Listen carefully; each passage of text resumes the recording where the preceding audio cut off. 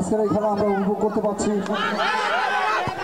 নারায়ণগঞ্জের রূপগঞ্জে বিএনপির সাবেক স্থায়ী কমিটির সদস্য ও সাবেক স্বরাষ্ট্রমন্ত্রী মরহুম আব্দুল মতিন চৌধুরী স্মৃতি ফুটবল টুর্নামেন্টের ফাইনাল খেলা অনুষ্ঠিত হয়েছে। শুক্রবার বিকালে উপজেলার কাঞ্চন পৌরসভার বিরাব খালপাড় খেলার মাঠে এই ফাইনাল খেলা অনুষ্ঠিত হয়। খেলায় ৩ নং ওয়ার্ড খালপাড় টাইগার ফুটবল একাদশ ৩-০ গোলে ২ নং ওয়ার্ড কিং ফুটবল একাদশকে পরাজিত করে। খেলা শেষে বিজয়ীদের মাঝে পুরস্কার বিতরণ করেন বিএনপির জাতীয় নির্বাহী কমিটির সদস্য মুস্তাফিজুর রহমান ভূঁইয়া দীপু।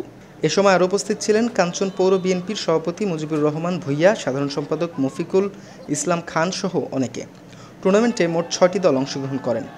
খেলায় সর্বোচ্চ গোলদাতা হিসেবে পুরস্কৃত করা হয় খালপাড় টাইগার একাদশ দলের লিমন ও ম্যান অব দ্য ম্যাচ হিসেবে পুরস্কৃত করা হয় একই দলের তানভীর হোসেনকে।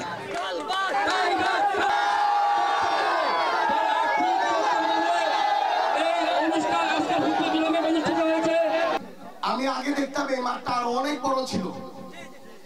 মাঠটাকে ওরা ছোট করে ফেলেছে বিভিন্ন জায়গা থেকে বিভিন্ন জিনিস এনে, কারণ গাজী সাহেব চেয়েছিল এই মাঠটাকে যে কোনো ওয়েতে দখল করে ওনার কোনো জায়গাকে কোনো কিছু করার জন্য উনি অনেক চেষ্টা করেছিল। উনি এখানে আগে দেখতাম হলো ওনার নামে একটা স্টেডিয়াম লাগিয়েছিল।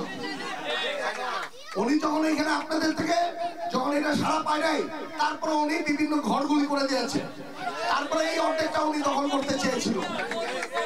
আজকে আপনাদের কাছে একটা জিনিস বলি, এখানে আপনারা সুন্দর করে একটা বেড়া দিয়েছেন যাতে এই মাঠটাকে দখল না হয়, কিন্তু এটা ভবিষ্যতে এটা সমস্যা করতে পারে। এর জন্য আমি চাবো আপনাদের মাঝখানে আপনাদের সাথে দেখে এখানে ছোট করে হলো একটা গ্যালারি করে ফেলতে।